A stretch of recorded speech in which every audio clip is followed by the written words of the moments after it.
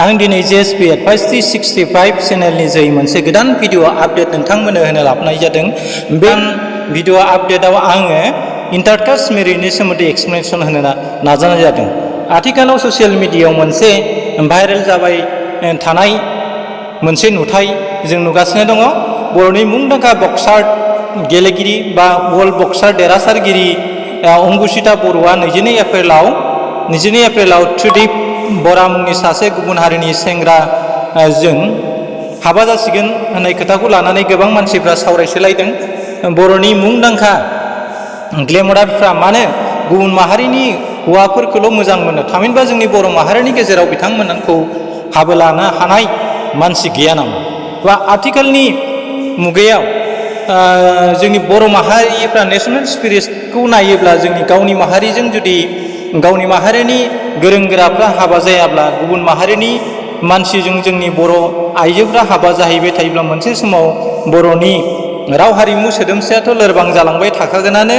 नाथाय मोनसे खोब दुखुनांथाव खोथा दि जोंनि बर' माहारिया खम सुबुं बिसाननि मोनसे माहारि, बे खम सुबुं बिसाननि मोनसे माहारिया गुबुन माहारिनि गोरों गोराफोरजों हाबा जाहैजोबोब्ला मोनसे समाव गोरों गोरा आइजोफोरा बर' सेंग्राफोरजों हाबा जायाब्ला मोनसे समाव जोंनि बर'नि जिथु नेशनेलिस्ट स्पिरिट बेयो गोमालांगोन।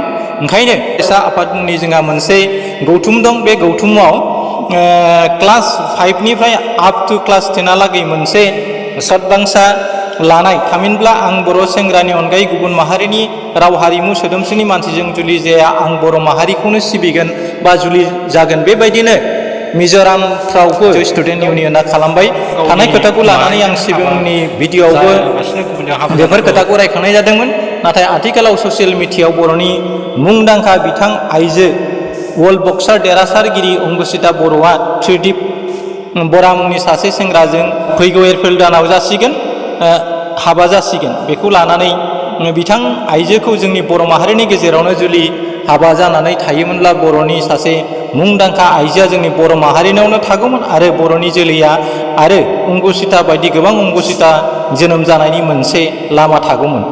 नाथाय जोंनि बर' माहारिया इंटरकास्ट मेरिज सिस्टेमजों थांबाय थायोब्ला मोनसे समाव बर'नि जिथु सेन्टिमेन्ट, बे सेन्टिमेन्टआ गोमालांगोन।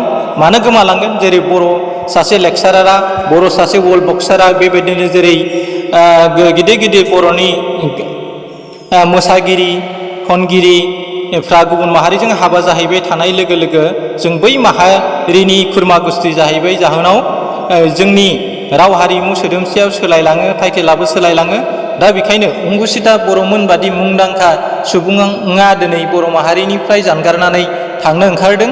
नाथाय बिथाङा बर' बिमानि गोरबोआव जोनोम मोननाय हिसाबै बर' बिमानि फिसाफोरजों हाबा जानानै जुदि जोंनि बर'नि गेजेरावनो थायोमोनब्ला अंकुसिता बादि सासे फिन बिनि जेनेरेसनआ जिहेथु मैदेरनि फिसाया मैदेरानो जोनोम जायो। नाथाय आङो सोरनिबा पार्सनेल लाइफ डिसिसननि सायाव बुंनो सानाखै, थेवब्लाबो बियो पार्सनेल लाइफनि खोथा, पार्सनेल चुइसनि खोथा।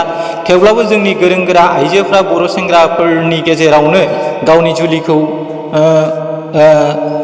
खालामनाया मोजां। अब्लासो जोंनि बर'नि जिथु टेलेन्टेड बियो जोंनि बर'नावनो थागोन आरो बिनि जोलैया बांलांगोन। बेनिखायनो आं खावलायो बर' आइजोफोरखौ, नोंथांमोनजों गोरोबनाय बर' सेंग्राफोरखौनो बासिना ला।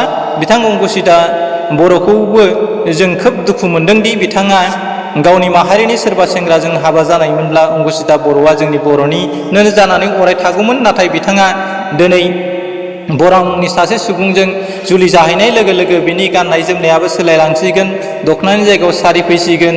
बेफोरबादिनो जोंनि ओनसोलफ्रावबो सोरबा पान्जाबिजों, हारसाजों बा बाङालिजों, मुस्लिमजों हाबा जाहैबाय थानाय जों गोबां गोरों गोरा लेक्सारार, प्रफेसार, गेलेगिरि, मोसागिरिफोरखौनो जों नुनो मोनदों। नाथाय बेफोरो खोब जोंनि थाखाय दुखुनांथावना खोथा। बेनिखायनो बर'नि जिथु दुलाराय बर' फरायसा आफादनि खोथाखौ बांसिन बर'नि मानसिफ्रानो मानियो, फुजियो। बिथांमोनखौ गेदेर बर'नि दैदेनगिरि, उन जोलै बा लिडार बानायग्रा मोनसे प्रडाक्ट बा बर'नि मोनसे पेरेन्ट ग्रुप बादि होननानै बिथांमोनखौ मानियो।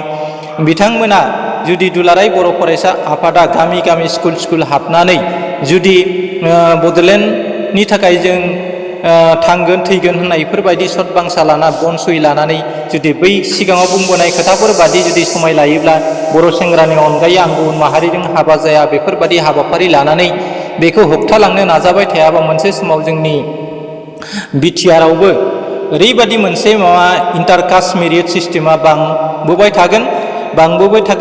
थागोन जोंनि फरायनाय लिरनायफ्राबो मिडियामफ्राबो गुबुन गुबुन सोलायलांबाय थागोन।